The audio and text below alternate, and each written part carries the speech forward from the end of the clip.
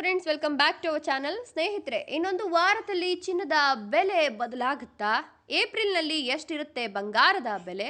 ಇದರ ಬಗ್ಗೆ ತಜ್ಞರು ಏನು ಹೇಳ್ತಾ ಹೋಗ್ತೀನಿ. ಅದಕ್ಕಿಂತ ಮೊದಲು ನೀವಿನ್ನ ನಮ್ಮ ಚಾನಲನ್ನು ಸಬ್ಸ್ಕ್ರೈಬ್ ಮಾಡ್ಕೊಂಡಿಲ್ಲ ಅಂದರೆ ನಮ್ಮ ಚಾನಲನ್ನು ಸಬ್ಸ್ಕ್ರೈಬ್ ಮಾಡಿಕೊಂಡು ಪಕ್ಕದಲ್ಲಿ ಬರ್ತಕ್ಕಂಥ ಬೆಲ್ ಐಕಾನ್ ಮೇಲೆ ಮರೀದೆ ಕ್ಲಿಕ್ ಮಾಡ್ಕೊಳ್ಳಿ. ಹೌದು, ಇದೀಗ ಯುದ್ಧದ ಬಿಕ್ಕಟ್ಟಿನ ಪರಿಸ್ಥಿತಿಯಲ್ಲಿ ಚಿನ್ನ ಬೆಳ್ಳಿ ಬೆಲೆ ಗಗನಕ್ಕೇರೋದು ಸಹಜ. ಆದರೆ ಇದೀಗ ಚಿನ್ನದ ಬೆಲೆ ಪಾತಾಳಕ್ಕೆ ಕುಸಿತಿದೆ ಅಂತ ಹೇಳಿದ್ರೆ ತಪ್ಪಾಗ್ಲಿಕ್ಕಿಲ್ಲ.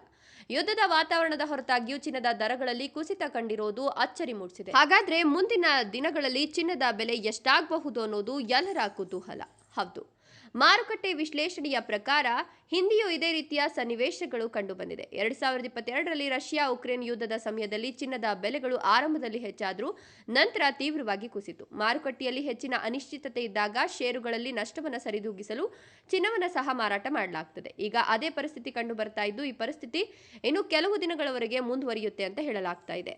ಏಪ್ರಿಲ್ನಲ್ಲಿ ಚಿನ್ನದ ಬೆಲೆ ಎಷ್ಟಿರಬಹುದು ಅಂತ ಅಂದಾಜಿಸಲಾಗ್ತಾ ಇದ್ದು, ಮಾರುಕಟ್ಟೆಯಲ್ಲಿ ಏರಿಳಿತ ಮುಂದುವರಿಯುವ ಸಾಧ್ಯತೆ ಇದ್ದು, ವಿಶೇಷವಾಗಿ ಇರಾನ್ ಮತ್ತು ಯುಎಸ್ ನಡುವಿನ ಉದ್ವಿಗ್ನತೆ ಹೇಗೆ ಬದಲಾಗ್ತದೆ ಮತ್ತು ಯುಎಸ್ ಬಡ್ಡಿ ದರಗಳ ಮೇಲೆ ಯಾವ ನಿರ್ಧಾರಗಳನ್ನು ತೆಗೆದುಕೊಳ್ತದೆ ಅನ್ನೋದರ ಮೇಲೆ ಬೆಲೆ ನಿಂತಿದೆ. ಯುದ್ಧ ಮುಂದುವರೆದರೆ ಚಿನ್ನದ ಬೆಲೆ ಮತ್ತಷ್ಟು ಕಡಿಮೆ ಆಗಲಿದ್ದು 10 ಗ್ರಾಂ ಬಂಗಾರ 1 ಲಕ್ಷಕ್ಕಿಂತ ಕೆಳಗೆ ಇಳಿಯಲಿದೆ. ಚಿನ್ನದ ಬೆಲೆ 90 ರಿಂದ 80 ಸಾವಿರ ತಲುಪಿದ್ರೂ ಆಶ್ಚರ್ಯ ಇಲ್ಲ ಅಂತ ತಜ್ಞರು ಹೇಳ್ತಾ ಇದ್ದಾರೆ.